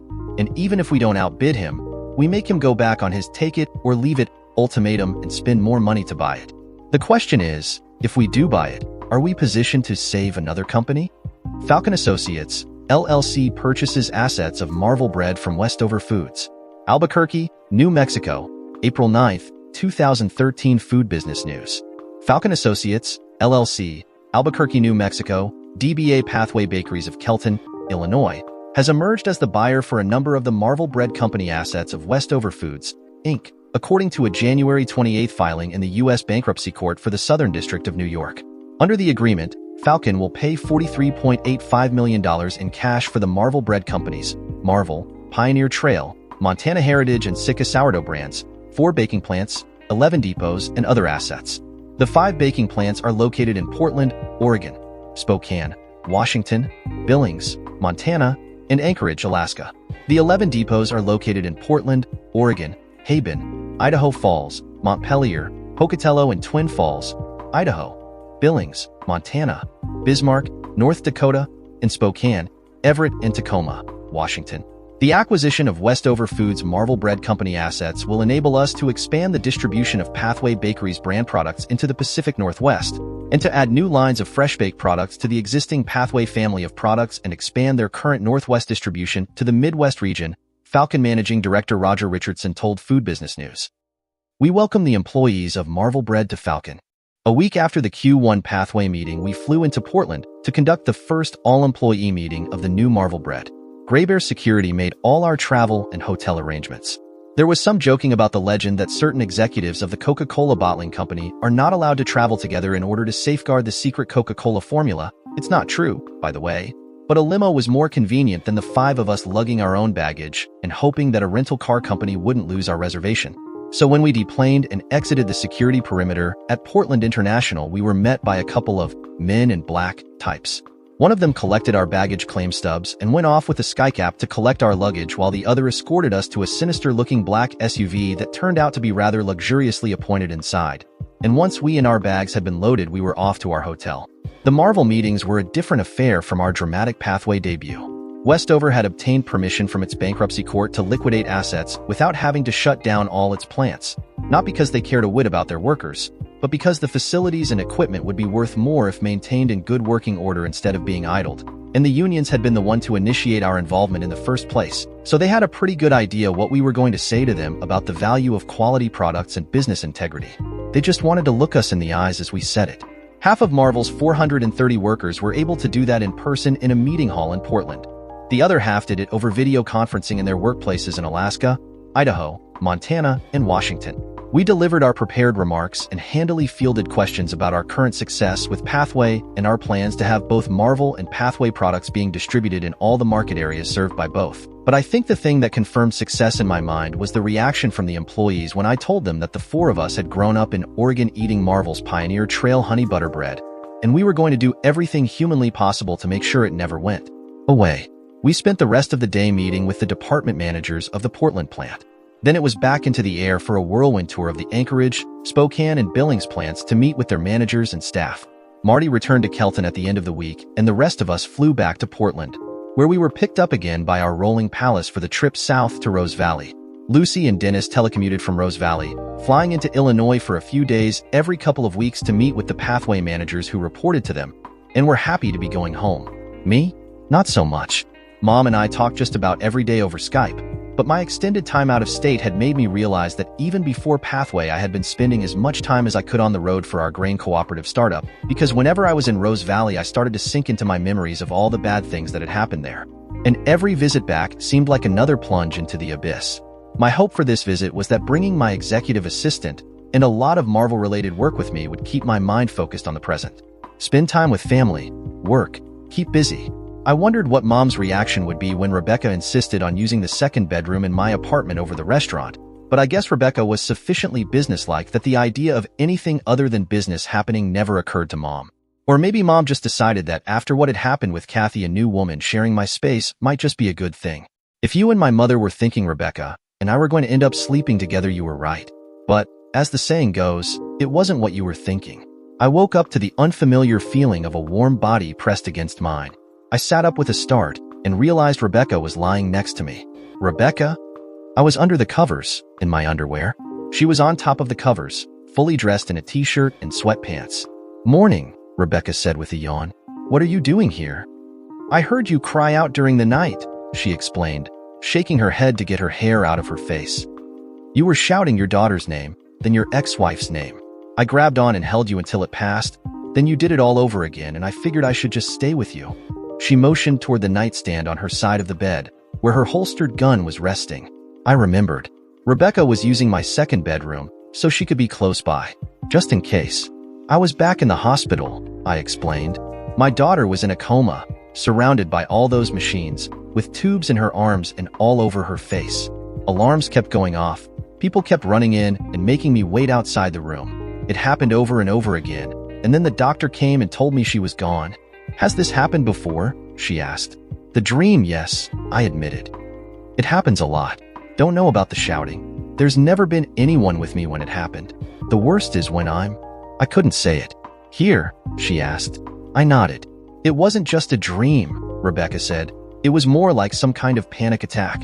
You need to talk to someone about this. You may have PTSD. We were sitting in the back of the dining room going over the notes from our Marvel meetings. Jin makes these great soup dumplings, big, pillowy envelopes of chewy dough filled with meat, shrimp, cabbage, and a spicy broth.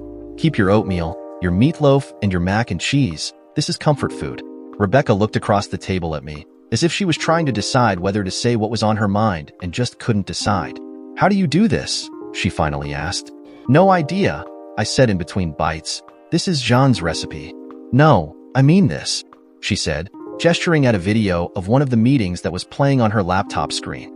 You find these people whose lives have been crushed, bring their jobs back from the dead, stand up in front of them, talk to them, and help them see a path to the future. You give them hope, and then you climb into your bed and relive the worst experience of your life, over and over again. Where is your hope? I didn't have an answer. The rest of my visit to Rose Valley was uncomfortable. Everywhere I looked, there was a bad memory. The house, where I had grown up and later lived with Kathy and Lana. The school, where I had dropped Lana off every day on my way to work. The park up the street, where we had taken Lana to play. The restaurant, where Nancy and Lana met with Kathy that terrible day. And worst of all, the street outside the restaurant's front door, where Nancy and Lana had been run down and killed by an enormous, new Maple Grove Mills semi while Nancy tried to stop Kathy from abducting Lana. When the limo returned to take us back to the airport, Mom hugged me and cried. I think at that moment we both knew that no matter how many times I might come back to visit from now on, Rose Valley just wasn't my hometown anymore. Rebecca was right. I needed to talk to someone. When you're the managing director of a company that's made a big splash in the news and have gotten your face on the cover of Fortune, seeing a doctor for a possible traumatic stress-related condition is more complicated than just picking a name off your company health insurance plan's list of preferred providers and calling for an appointment. Never mind the fact that everything Falcon did was the result of 4 people thrashing out ideas on an equal basis, and I was just the front man. We had made me the public face of Falcon. If word got out and caused me to be perceived as unstable, it might have the potential to undermine our business endeavors, and it would certainly be a liability in our war of words with Daniel Moore. Naturally, Eamon knew somebody. Some calls were made, and a few days after our return to Illinois I saw a doctor in Chicago who, by the look of the designer furniture in his rosewood-paneled waiting room, was probably not on any insurance company's list of preferred providers. The Holmes and Rahi stress scale measures an individual's level of stress by assigning points to life events, the doctor explained. It doesn't matter whether the events are good or bad, they're all stress elevators. A score of 300 points in a year puts a person at higher risk for stress-related illness. Based on your account of what you've experienced during the past year, your score is 848. The doctor's diagnosis confirmed Rebecca's suspicion that I was suffering from post-traumatic stress disorder based on unresolved grief for my daughter and anger at my ex-wife, with the most serious episodes triggered by my visits to Rose Valley. But my PTSD paled by comparison to the chronic stress I was carrying from all the changes that my life had undergone, my workload, the responsibilities we had taken on for the jobs of hundreds of people, and the fact that my friends, family, and I were all under the protection of bodyguards. And as if that wasn't enough, I was also showing indications of depression. I left the office with a prescription for some low-dose medications and a stress management plan, and I'd be going back again every other week. For the talking. Saving another company wasn't actually mandatory to meet Sophie's condition that no innocent people suffer from our scheme. We really only had to save the jobs of the company's employees. The Marvel plants, depots, and other facilities were refurbished. Instead of Marvel Bread, a Westover Foods company, their signs now read Marvel Bread, a Falcon LLC company, and the employees got a new company name and logo on their paychecks. Marvel proved to be easier to rebuild than Pathway had been. The equity group that owned Westover had sucked the life out of Happy Brands, but had pretty much ignored Marvel except for shifting revenue from Marvel around to make the entire company seem more profitable. Marvel's regional bread brands didn't have legs when it came to new markets, so we didn't ship much Sika sourdough to the Midwest, but existing market sales were growing with the population of the Pacific Northwest and mountain regions, and that population was, and still is, growing pretty fast. On the other hand, all the depots we had acquired made it possible to greatly widen the distribution of Pathway brands. We had garnered nationwide publicity from our acquisition of Pathway and the Christmas gift cards we handed out to its displaced workers, And in addition to the positive TV and business publication coverage, there was a lot of grassroots support American workers, go out and buy Pathway sentiment on social media. Wholesale orders for that year's Christmas cookies maxed out production the week after Halloween, and we ended up having to put extra shifts on to be able to meet the demand. It was the biggest Christmas Pathway had ever had, even in its pre-more days, and the overtime made for very, very happy workers. The concessions the Marvel Workers Union had offered to induce Falcon to buy their company enabled us to bring Pathway workers up to equivalent pay levels after cost of living adjustments. And once we had pay and benefits equalized in all locations, we lifted the Marvel concessions and announced that all Falcon divisions were now in sync. The unions that represented the Marvel/Westover and Pathway employees eventually decided to associate and negotiate with us together. Don't ask me how that happened. The unions did it themselves and we had no role in it. For our part, we were happy to be able to negotiate one nationwide contract. Marvel Bread combined with my doctor's plan turned out to be good for me. My blood pressure was down 20% by the end of December, and I learned to direct my dreams toward reliving better times with my daughter. We all rang in a very happy new year 2014. Well, maybe not all of us. Our first quarterly meeting of 2014 was more or less perfunctory. Sales, plant performance, employee morale, all were going smoothly. Then we turned to the final results of our 4-year secret data project. I told you there would be more about this, remember? The tangible Pathway assets we had acquired included not only the company's properties and production equipment, but also all of its computers, servers, and office equipment. And by acquiring Pathway's intangible assets, we had become the owners of all of its intellectual property, such as patents, recipes, manufacturing processes, all of its data, wherever it was. We had upgraded or replaced all of Pathway's office equipment, but we had removed all the data storage media for our secret data project, and in a building Falcon had leased a few miles outside of Rose Valley, a team of Dennis' former staff members, fellow victims of the Moore purge of Maple Grove who we had hired as Falcon consultants, had been painstakingly recovering deleted data. Arrogance breeds carelessness. We had all seen how Moore's managers operated when we were at Maple Grove, and we knew they were not as smart as they thought they were. When Eamon told us that he suspected Moore had used Pathway's financials to commit fraud, we knew there was no way they could have left no proof. The mere fact that they had wiped all the drives in their computers on their way out the door as Pathway collapsed was like a neon sign that said, "Something to hide here," and Dennis knew just where to look for it. Wiping the hard drive in your computer is easy. You can download free software from the internet for that. But wiping the drives in your servers doesn't wipe the removable drives in a rotating backup scheme, especially after you fired the IT staff you've been treating like peons for 5 years. Recent data on the company's backup drives was intact. And during the first couple of years Moore owned Pathway, the company's IT department was still running tape backups of the company's network server. Returning IT staff produced boxes of old backup tapes that had been shoved into the back of a closet, and they yielded a wealth of 4- and 5-year-old data. Once we managed to buy replacement tape drives and a copy of the now obsolete backup software on eBay. The data transmitted through Pathway's wireless phone and internet accounts was also a company asset.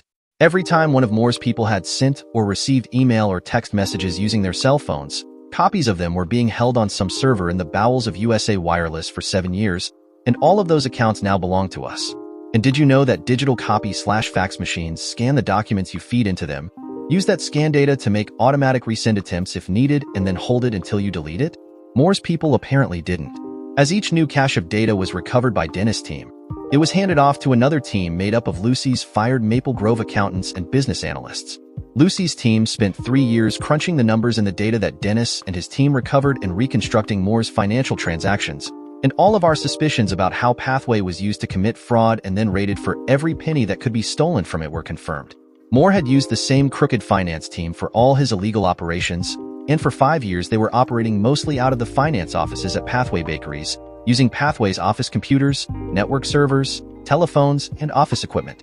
We couldn't recreate complete data trails for every scam because Pathway systems weren't used for everything, but we recovered the emails they had exchanged while making their plans, and the numbers of the overseas accounts they used to hide money looted from Pathway and 2 other companies they owned, Wilson Energy and Paulson Mining. And then there were the records Dennis found of Moore's scheme to engineer the takeover of Maple Grove Mills. As most everyone knows by now, during the first half of the last decade, millions of people across the U.S. were victimized by predatory lenders, fraudulent real estate appraisers, and crooked securities bundlers. At one point, almost 11% of all U.S. home mortgages were underwater, and nobody knew it until it all blew up. Most news reports will tell you that the city with the highest percentage of underwater mortgages was Newark, New Jersey, where some 54% of all homes were worth less than their owners owed on them. But underwater home loans represented more than 60% of all the mortgages in Rose Valley, and virtually all of them had been made to people who would have a vote in a Maple Grove buyout. 80% of the loans made to Rose Valley homeowners had come from a Los Angeles-based lender, Countryway Bank. From 1999 until 2004, the period during which America's most toxic mortgages were issued, 7 of the 12 members of the board of Countryway Bank were also shareholders in More Equity Partners, and all 7 of them had resigned or retired from the board by the time Countryway had failed and gone into FDIC receivership. Daniel Moore and his partners had carried out a systematic plan to push enough Maple Grove Mill shareholders into financial distress to make the company susceptible to a carefully timed buyout offer. They conspired to ruin half the people in our town so that they could take over one company. "Scumsuckers," Lucy muttered. "Oh, sorry," she said, her face turning scarlet as she realized that she had said it aloud. None of us had ever heard anything like that come out of Lucy's mouth before. "That's okay," Dennis replied. "I said the exact same thing when I saw this." Marty and I were just speechless. We turned all the data we had recovered over to the federal government's newly formed Consumer Financial Protection Bureau and explained to them how we had come by it.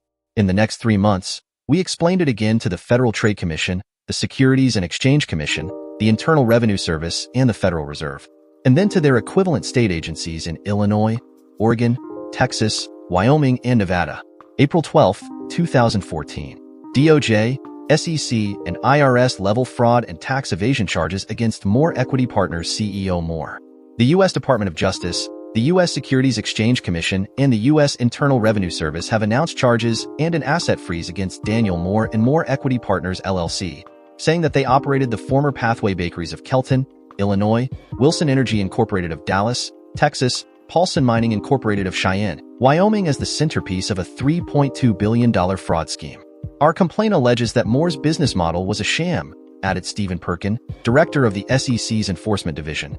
"The only way Moore was able to make loan payments was by continually obtaining additional fraudulently borrowed money." The Justice Department says Moore falsified revenues and asset values in order to obtain loans secured by company assets. In reality, the Justice Department says Moore operated a scheme in which fraudulently borrowed money was used to pay previously defrauded lenders. The SEC is seeking return of allegedly ill-gotten gains with interest and financial penalties, according to the Commission. "Our complaint further alleges that Moore used a web of layered companies and offshore bank accounts to conceal the proceeds of his fraud," said Edward Buscandi, director of the Internal Revenue Service's Chicago Regional Office. Moore used the scheme to line his pockets with millions of defaulted dollars and conceal them for purposes of tax evasion. A federal court hearing is next scheduled for December 29th. The IRS has requested that the asset freeze continue. The trials lasted over a year, during which Moore repeatedly proclaimed that all the data being used as evidence against him was faked. Dennis and Lucy testified about the forensic work their staffs had done to recover the Pathway data, and Moore's defense was never able to explain how the faked data had included actual numbers for bank accounts in the Bahamas, Cayman Islands, Belize, and Luxembourg that contained over $1 billion that had never been reported as income to the IRS. They just didn't see it coming. June 24, 2015. CEO sentenced for fraud and tax evasion. The former CEO of More Equity Partners was sentenced to 60 years in prison for fraud and tax evasion Friday in federal court. Daniel D. Moore, 58, founded More Equity Partners in 1985. At its peak, the business owned and managed 5 companies throughout the United States. Moore was convicted of conspiracy and falsifying revenues and asset values in order to fraudulently obtain loans secured by company assets. The fraudulently borrowed money was used to make payments to previously defrauded lenders. Moore was also convicted of concealing the proceeds of his fraud to evade taxes. Moore was ordered to pay $3.2 billion in restitution to the lenders and other creditors he defrauded. In addition to Daniel Moore, the 7 other partners of More Equity Partners and more than a dozen of their employees were indicted on the same charges. All were either convicted or allowed to plead guilty to lesser charges in exchange for testifying about how Moore and his partners directed their illegal actions.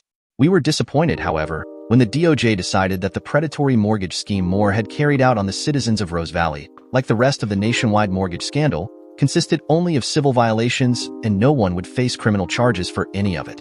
The government instituted criminal forfeiture actions against More Equity Partners and its principals. $2.8 billion in cash came from the offshore accounts. The company's business assets and the conspirators' personal assets, investments, homes, yachts, private jets, cars, etc., were also seized and ordered sold. Falcon Associates LLC received a whistleblower award from the IRS for 30% of the total amount recovered from Daniel Moore and the other principals of Moore Equity Partners. The award won't be paid out until all the assets have been disposed of, which may take years due to all the ongoing appeals. But if our estimates are correct, at $960 million, it will be the largest such award in history. Our scheme to bring down Daniel Moore by bringing his victimized businesses back from the dead will end up making a profit of nearly $600 million. Although my ex-wife had been employed in the Maple Grove Mills Finance Group under Moore's ownership, she was not charged in any of Moore's crimes. The court allowed her to keep the $500,000 in cash, the $1.6 million LA condo, and several cars that Moore had put in her name when she married him. Until she is released, all her assets are being managed by a court-appointed guardian due to her lack of family members willing to assume responsibility for them, and she can only access what can be deposited into her commissary account each month. She still has another 3 years to serve before she's eligible for parole, but when she gets out, she won't end up as penniless kitchen help. Eamon Solis died peacefully in his sleep on October 2, 2015. He was 91 years old. No evidence had ever been found that Daniel Moore was behind his son's death or any other crimes than financial. Despite all his bluster, the man had turned out to be a toothless lion. But we hoped that seeing Moore locked up for a long time had provided Eamon with some measure of satisfaction, because ultimately Eamon and Jeff had been right. Moore's greed had been the driving force behind all the suffering that had followed in his wake. Eamon's memorial was a very private affair, consisting of his daughter-in-law, his 2 grandchildren, and several lifelong friends.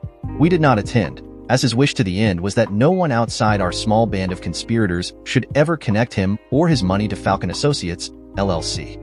It would keep us safe from whatever enemies he might have made in his past, and Sophie and his grandchildren safe from whatever enemies we might make in our future. The media reported that Eamon had left several $1 million to various charitable foundations, and that the only other heirs to his vast shipping empire were his daughter-in-law and his grandchildren. Several weeks after the reading of the will, we met with Sophie in the Timberline condominium. Eamon has bequeathed his interest in Falcon Associates to me, Sophie told us, so we will continue to be business partners for as long as we all find it mutually agreeable. She handed us each a document, which proved to be a financial statement, and we were surprised as all hell to see what it said. $1 billion?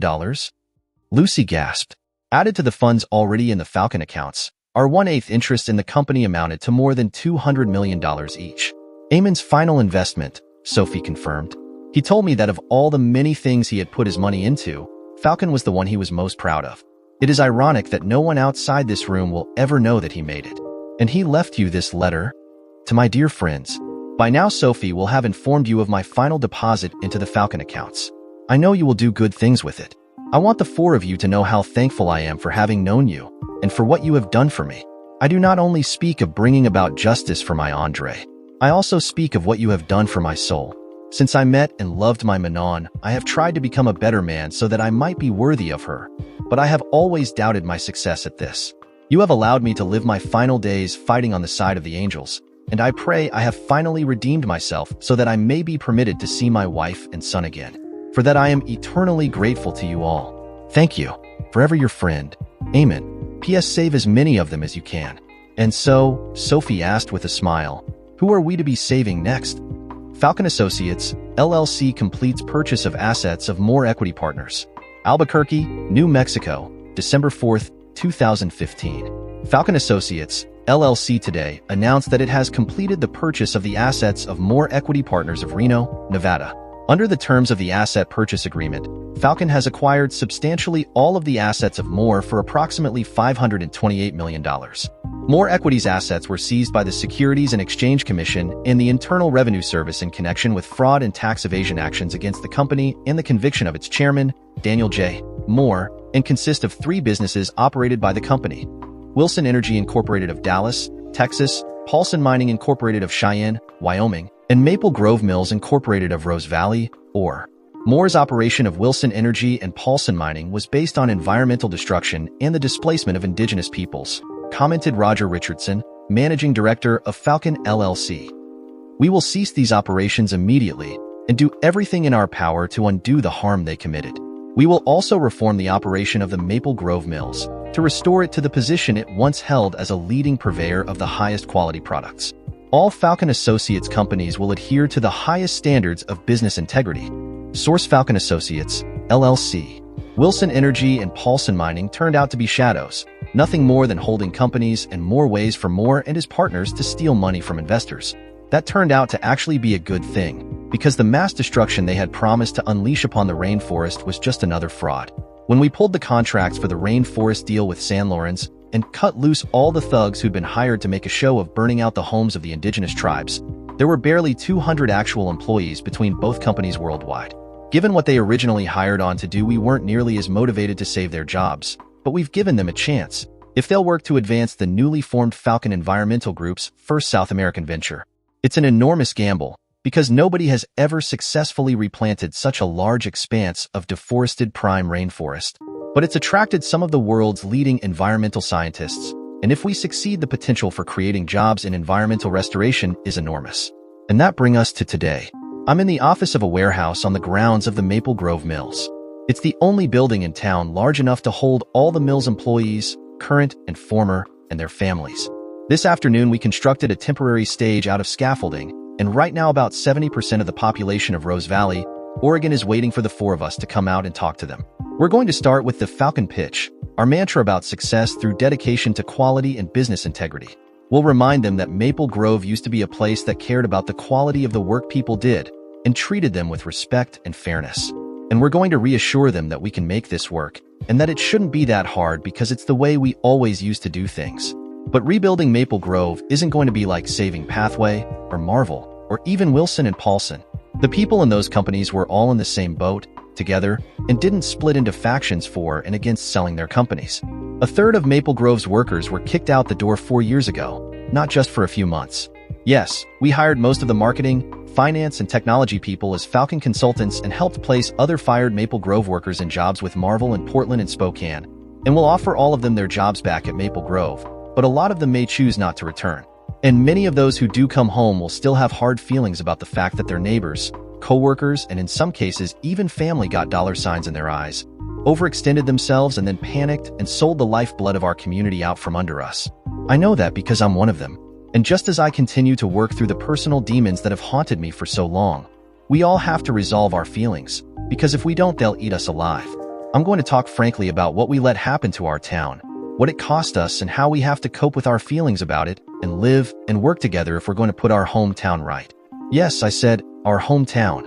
Using me as the public face of Falcon turned me into the personification of all the pain this town has suffered. And in order for my words to mean anything, I have to come back here too and try to make Rose Valley home again. Because if we can't, then the scumsucker who did this to us still win. If you're not sure whether my story has a happy ending, welcome to the club. Yes, I went from being unemployed to being a partner in a billion-dollar business. My faithless, backstabbing ex-wife will be incarcerated in an Oregon state prison for another 3 years. The arrogant a-hole villain of the piece is a penniless convict in a federal penitentiary in Illinois for what will probably be the rest of his life, and more than 1,000 formerly unemployed workers and their families in a half-dozen states across the U.S. look at me as if I walk on water. I'd trade it all in a heartbeat to hold my little girl in my arms again. There's a hole in my heart that hasn't been healed by either success or justice. As for love, it'll be a while before I'll think about rolling those dice again, if ever. But my life isn't over yet, and I have a lot to keep me busy. So, I guess there really isn't an ending yet, and if I can't say I'm happy, at least I have purpose. And for now, that's enough. Maybe I have hope after all. Dear listeners, please share your thoughts in the comments section below, and don't forget to like, share, and subscribe.